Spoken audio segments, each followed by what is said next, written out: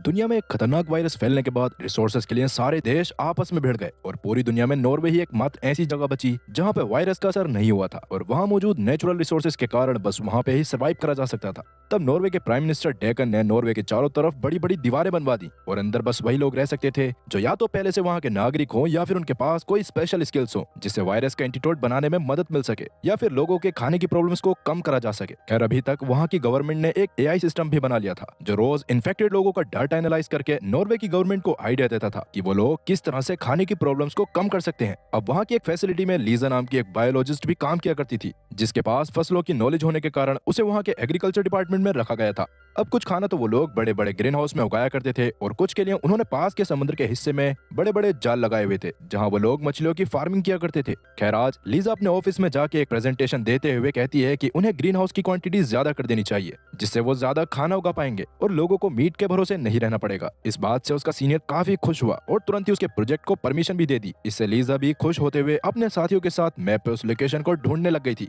जहां वो green house को बना सकते थे। तभी अचानक उनके कंप्यूटर सिस्टम में वार्निंग अलार्म बजने लगा जिसके हिसाब से नॉर्वे के फिशिंग फार्म्स में कोई दिक्कत आ रही थी। ये देखकर सब काफी ज्यादा परेशान हो जाते हैं क्योंकि 60% मीट वहीं से आया करता था और अगर वहां कोई गड़बड़ हो जाती तो नॉर्वे में मौजूद सभी लोगों के लिए बड़ी मुश्किल आने वाली थी। तब लीजा तुरंत ही फिशिंग फार्म की एक्टिविटीज को देखने की कोशिश करती है जिससे उसे पता चला कि पिछले 3 दिन से उन्होंने ना तो कोई फिशिंग कंटेनर सप्लाई करा है और ना ही 3 दिन से अपनी तरफ से कोई रिपोर्ट दी है। इससे लीजा और ज्यादा परेशान होकर तुरंत ही वहां के मैनेजर जेम्स को कॉल करने की कोशिश करती है लेकिन जेम्स उसके कॉल को तुरंत ही काट देता है। इसीलिए अब लीजा एक ड्रोन को फिश फार्म्स की तरफ भेजती है जिस दौरान ड्रोन में तो वहां एकदम नॉर्मली लग रहा था और जब ड्रोन से ही लीजा मैनेजर से बात करते हुए उसे जानने की कोशिश करती है कि उसने सिस्टम्स को बंद क्यों करा हुआ है और क्या वहां कोई दिक्कत है। पहले तो मैनेजर लीजा के ड्रोन भेजने के कारण उस पर गुस्सा करने लगता है क्योंकि अभी के समय तक सिक्योरिटी रीजंस के कारण सभी ड्रोन्स को पब्लिक वालों और आर्मी वालों को दे दिया गया था ताकि वो बॉर्डर्स पर रहकर घुसपैठियों के ऊपर नजर रख सके। इसके बावजूद अभी भी लीजा मैनेजर से वहां के हाल जानने की कोशिश कर रही थी लेकिन मैनेजर के कुछ बोलने से पहले ही लीजा का ड्रोन अचानक बंद हो जाता है और उसके थोड़ी देर बाद ही एक पुलिस ऑफिसर उनके ऑफिस में आ गया। उसको देखकर लीजा उससे रिक्वेस्ट करने लगी थी कि शायद फिश फार्म्स का मैनेजर किसी प्रॉब्लम में है इसीलिए उन्हें वहां जाके चेकिंग करनी चाहिए लेकिन ऑफिसर इस पर मना कर देता है क्योंकि ऐसा करने की परमिशन या तो सिक्योरिटी मिनिस्टर या तो कंपनी का हेड या फिर प्राइम मिनिस्टर ही दे सकता था और लीजा तो बस सिक्योरिटी डिपार्टमेंट में थी तो वैसे भी ऑफिसर को ऐसा करने के लिए नहीं कह सकती थी। इससे गुस्से में आके लीजा ऑफिसर को सुनाने वाली होती है लेकिन ऑफिसर आगे उसकी कोई बात नहीं सुनता और ऑफिस से चला जाता है। ये देखकर लीजा परेशान होकर एक बार वापस से फिश फार्म्स के मैनेजर को कॉल करती है और इस बार मैनेजर उसको कॉल उठाकर बताता है कि असल में बस वो हवाओं का रुख बदलने से समंदर की वेव्स दूसरी तरफ हो गई थी जिसके कारण ही वो लोग अभी फिशेस नहीं पकड़ पा रहे थे। लेकिन ये बात भी झूठ थी क्योंकि जाल में ऑलरेडी काफी मछलियां थी मगर मैनेजर ने रियल टाइम मॉनिटरिंग वाली मशीन्स को बंद कर रखा था। और जब लीजा मैनेजर से इसका कारण पूछती है तो मैनेजर कहता है कि असल में वो लोग मछलियों को वायरस से डिसइंफेक्टेड रखने के लिए कुछ वैक्सीन भी लगा रहे हैं तो इसीलिए मॉनिटरिंग बंद कर रखी है। इस पर लीजा मान जाती है लेकिन मैनेजर को ऑर्डर देती है कि अगर कल सुबह 6 बजे तक मॉनिटरिंग वापस से चालू नहीं हुई तो वो अपने बॉस से बात करके किसी न किसी को वहाँ चेकिंग करने के लिए भेजेगी। अब ये बात सुनकर तो मैनेजर को पसीने आने लगे थे लेकिन वो कॉल पे इस बात को जाहिर नहीं करता। वहीं नॉर्वे के बॉर्डर पे काफी सारे लोग मौजूद थे जो किसी भी हाल में अंदर आना चाहते थे लेकिन आर्मी वाले बस उन्हीं लोगों को अंदर ले रहे होते हैं जो या तो मेडिकल फील्ड में एक्सपर्ट हो या फिर बायोलॉजिस्ट हो। तब चार्ली नाम का एक बायोलॉजिस्ट जो थोड़ा सा मशहूर भी था उसे उसकी बीवी माया और बच्चे के साथ अंदर एंट्री मिल जाती है लेकिन शहर में जाने से पहले उनके कुछ टेस्ट होने वाले थे। उस टेस्ट की रिपोर्ट्स के हिसाब से चार्ली और उसकी बेटी तो अंदर जा सकते थे लेकिन माया जो बाहर फैलने वाले खतरनाक वायरस के फर्स्ट स्टेज पर थी इसलिए वो लोग उसे अंदर नहीं ले सकते थे। इससे चार्ली और माया काफी परेशान हो जाते हैं पर वो कुछ कर पाते उससे पहले ही कुछ आर्मी वाले आके माया को बॉर्डर से बाहर भेजने लगते हैं। अब चार्ली अपनी बीवी का साथ नहीं छोड़ना चाहता था इसलिए वो जल्दी से खुद भी उसके साथ बाहर आ जाता है पर उसको समझ नहीं आ रहा था कि अभी उसे क्या करना चाहिए। वो बाहर रहकर अपने बच्चे को भी खतरे में नहीं डाल सकता था और ना ही उसकी बीवी अंदर जा सकती थी। खैर अभी वो माया के साथ वहां से जा ही रहा था कि तभी एक आदमी उनके पास आके उनसे कहता है कि अगर तुम मुझे पर पर्सन के हिसाब से 300 क्रिप्टो कॉइंस दोगे तो मैं तुम्हें बॉर्डर पार करवा सकता हूँ। ये बात सुनकर चार्ली के दिमाग में एक आइडिया आता है और अब जैसा कि उनके पास कोई और रास्ता नहीं था तो चार्ली बच्चे के साथ नॉर्मली अंदर जाने का डिसाइड करता है जबकि माया उस स्मगलर के साथ अंदर आने वाली थी जहां आके चार्ली और माया वापस से एक हो जाते। अब रात में वो स्मगलर के कहे अनुसार एक कोस्ट पे आते हैं जहां वो स्मगलर पहले से मौजूद था। तब चार्ली उसे पैसे देता है जो लेके स्मगलर ने माया को एक फोन दे दिया था और अभी से लेकर माया के अंदर पहुंचने तक माया और स्मगलर के बीच में जो भी बातें होनी थी वो सब उसी फोन से होती। अब वो स्मगलर माया को एक गाड़ी में बिठा देता है जबकि चार्ली एक ऑफिशियल बस में बैठकर अपने बच्चे के साथ नॉर्वे के अंदर आ गया था। खैर दूसरी तरफ अगले दिन लीजा इंतजार में थी कि मैनेजर मॉनिटरिंग सिस्टम को चालू करेगा लेकिन ऐसा नहीं होता। इसीलिए मजबूरन लीजा एक स्पीड बोट से सीधा फिश फिश फार्म में पहुंच जाती है, जहां मैनेजर उसे देखकर उसे अंदर जाने से रोकने की कोशिश करता है, जिस दौरान वो बहाने बना रहा था कि अंदर उसके साथी वैक्सीन पे वर्क कर रहे हैं और लीजा अंदर जाके बीमार पड़ सकती है। लेकिन मैनेजर के काफी कोशिश करने के बाद भी वो लीजा को अंदर जाने से नहीं रोक पाया और अंदर जाने के बाद तो लीजा के होश उड़ जाते हैं, क्योंकि असल में वहां मौजूद सभी वर्कर्स खुद भी काफी परेशान थे, क्योंकि फार्म्स में मौजूद उस बैच की सारी फिशेस को एक अजीब सी बीमारी हो गई थी, जिसके कारण उनकी आंखें और मुंह पूरी तरह से लाल था और गिल्स के पास काले धब्बे पड़ गए थे। तब लीजा को तो कुछ समझ नहीं आता, जिस पर मैनेजर उसे बताता है कि बस इसी वजह से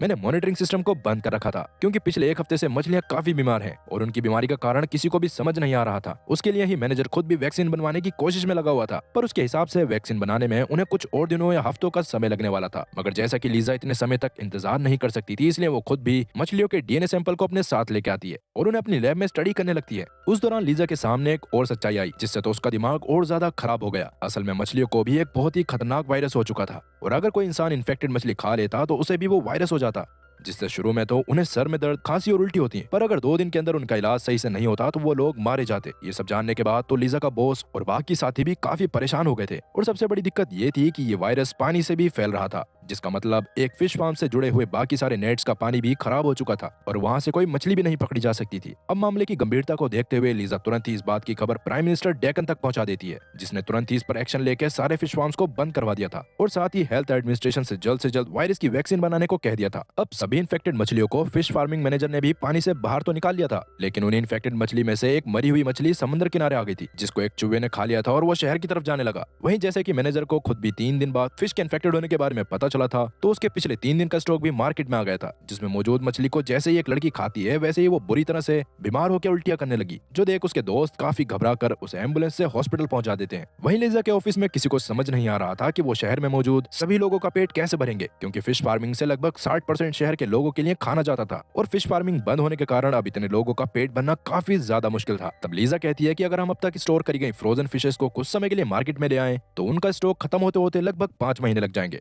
और इस बीच हम वायरस की वैक्सीन पे काम करके उसे भी बना लेंगे। अब वैसे ये बात तो सही थी, लेकिन ये सुनते ही लीजा का हेड उस पर गुस्सा करने लगता है, क्योंकि फ्रोजन फूड को मार्केट में लाने की परमिशन सिर्फ प्राइम मिनिस्टर ही दे सकता था और अगर लीजा की रिपोर्ट्स प्राइम मिनिस्टर को सही नहीं लगती तो वो इसके लिए मना कर देता। इसलिए अब लीजा साथ साथ कुछ और भी सोचने लगती है। अब आगे रात तक चार्ली भी नॉर्वे में आ चुका था, जिसको वहाँ आते ही अपनी बीवी का इंतजार था, लेकिन माया को वहाँ तक आने में लगभग 2 दिन का समय लगने वाला था। खैर, चार्ली के कमाल का बायोलॉजिस्ट होने के कारण अगले दिन ही उसे लीजा के ग्रीन हाउस में नौकरी पे भी रख लिया जाता है। वहाँ आज का काम खत्म करने के बाद चार्ली समंदर के उस किनारे पे आ गया जहाँ स्मगलर्स माया को लेके आने वाला था, पर काफी देर इंतजार करने के बाद भी चार्ली को उनकी बोट दिखाई नहीं दी। वहीं अब तक स्मगलर एक छोटी मोटर बोट को लेकर नॉर्वे के बॉर्डर तक आ गया था, जहाँ पहुंचने से पहले ही वो बोट की मोटर को बंद करके सभी पैसेंजर्स को एक एक चप्पू देता है, क्योंकि असल में वहाँ काफी सारी सी माइंस लगी हुई थी, जिससे मोटर को भी डिटेक्ट किया जा सकता था और अगर धोखे से भी बोट किसी माइन से टकरा जाती तो बोट के परखच्चे उड़ जाते। खैर, अभी वहाँ वो लोग जैसे तैसे बोट को आगे लेके तो आ जाते हैं, लेकिन जैसे ही कैप्टन बोट के इंजन को वापस से शुरू करता है तो अचानक पास में लगे कैमरे में उन सब की तस्वीर आ गई और इसके तुरंत बाद ही वहाँ पुलिस वालों का एक ड्रोन भी आ गया। उसको देखकर तो सब डरने लगे थे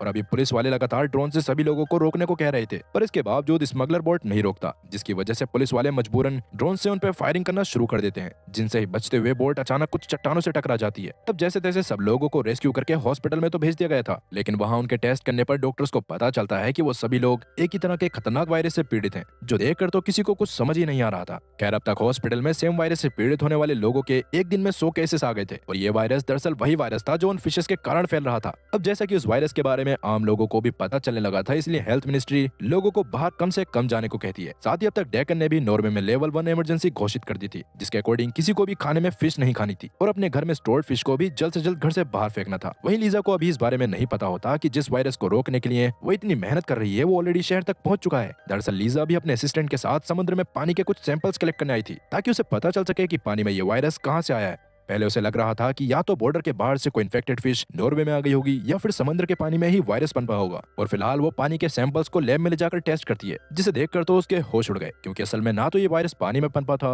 और ना ही कोई फिश इसे लेकर नॉर्वे तक आई थी। इस वायरस का कोई और ही कारण था, जिसके बारे में बहुत कोशिश करने के बाद भी अभी लीजा को पता नहीं चल पाता। तभी अचानक लीजा की नजर प्राइम मिनिस्टर वाली न्यूज पर पड़ती है, जिसे देखकर तो उसे समझ आ गया था कि बाहर की दुनिया का सत्यानाश हुआ था और यहाँ सवा सत्यानाश होने वाला है, जिसे देखकर उसे पता चल गया था कि वो खतरनाक वायरस शहर तक आ चुका है जो काफी चिंता वाली बात थी। खैर वहीं कुछ कोस्टल गार्ड्स को समंदर के पानी के अंदर 2 डेड बॉडीज मिलती हैं जो कुछ स्मगलर्स की थी, जिनको टेस्ट करने पर डॉक्टर्स को पता चलता है कि उन दोनों की बॉडी के अंदर वही वायरस है जो फिशेस के अंदर था और अब वही वायरस शहर में फैल रहा है। अब ये बस डॉक्टर्स का कहना था, लेकिन अभी किसी एक्सपर्ट ने उन बॉडीज पे टेस्ट नहीं करे थे। अब धीरे धीरे केसेस और ज्यादा बढ़ते जा रहे थे और इस वायरस की सबसे खतरनाक बात ये थी कि ये हर घंटे इवॉल्व कर रहा था, जिसके कारण डेक्कन तुरंत ही लेवल 2 इमरजेंसी भी डिक्लेयर कर देता है, जिसमें अगर किसी भी एरिया में वायरस के ज्यादा केसेस आते तो उस एरिया में पूरी तरह से लॉकडाउन लगा दिया जाता और वहां से किसी को भी बाहर जाने की परमिशन नहीं मिलती। ये न्यूज देखने के बाद तो लीजा के दिमाग ने काम करना बंद कर दिया था, क्योंकि इतनी पढ़ाई करने के बाद भी उसने आज तक ऐसा वायरस नहीं देखा था जो इतनी जल्दी इवॉल्व कर रहा हो और बस पहले दिन में उसके इतने सारे केसेस भी आ गए थे।